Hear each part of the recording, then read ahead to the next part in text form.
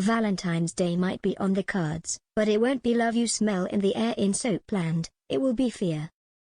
A number of huge developments are on the menu next week, the biggest of course being the return of Emmerdale killer Mina Jutler, who crashes Billy Fletcher and Dawn Taylor's wedding.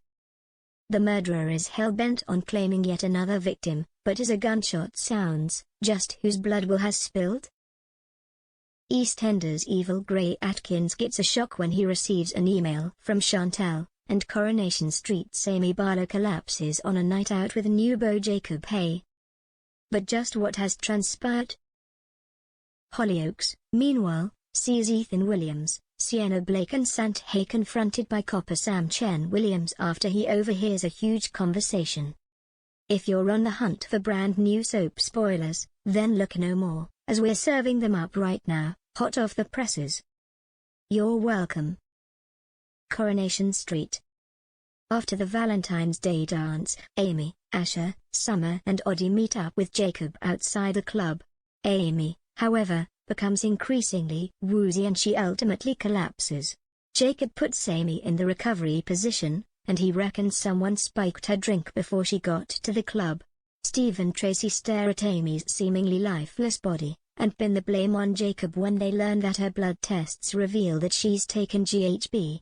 Jacob reveals that he and Amy are together, and war ensues.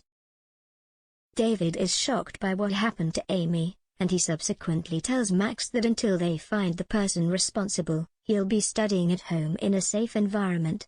Max is visibly shaken, and things take an interesting turn when Daniel asks him to download the footage of the dance for the police.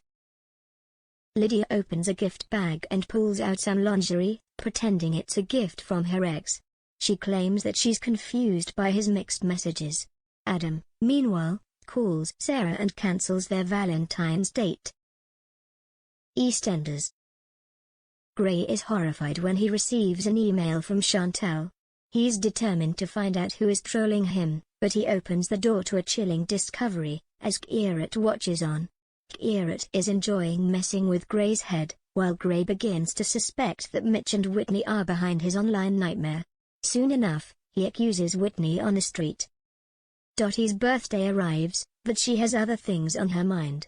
It's the anniversary of Nick's death, and she's struggling.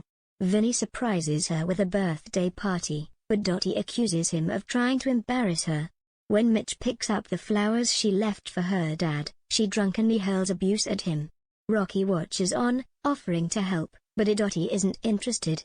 Vinny and Rocky, however, later find her unconscious. Sharon is disappointed to find out that Jada isn't doing more than sweeping at the salon. Denise explains that it's due to regulations.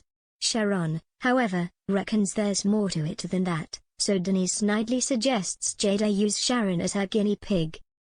Dawn and Billy's wedding day arrives, and everyone is on cloud nine. The bride walks down the aisle, delighted to be marrying her one true love. The duo exchange their vows, and the congregation erupt with joy. But afterwards, Billy and Dawn are nowhere to be seen, and they fail to turn up for their reception. Mina taunts the happy couple with a gun at a remote viaduct. In disturbing scenes, she orders Billy to save either himself or Dawn, making clear that she will murder them both if he fails to decide. Billy chooses Dawn, and thus Mina points the gun and fires. Someone has been shot. But who? Will and the wedding guests grow concerned about Billy and Dawn, and soon enough, they come to realize that Mina is back in the village. Afterwards, one more life hangs in the balance, as the dramatic week continues.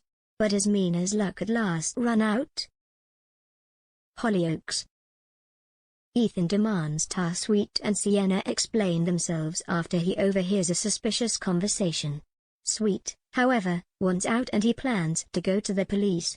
Ethan, desperate to keep him quiet, decides to fill him in on the truth about Maya, but he's unaware that policeman nephew Sam is listening to their conversation. The Maliks fail to notice how much Imran is struggling with being kept out of the loop from his family's drama, and, feeling left out, he drunkenly crashes the meal for Auntie Camila's birthday. The residents of the eponymous village say goodbye to Celeste in emotional scenes. Grace offers the loft as the venue for the wake. DeMarcus, meanwhile, dishes out some words of encouragement, and the theme of unconditional love is echoed through the speeches given at her funeral.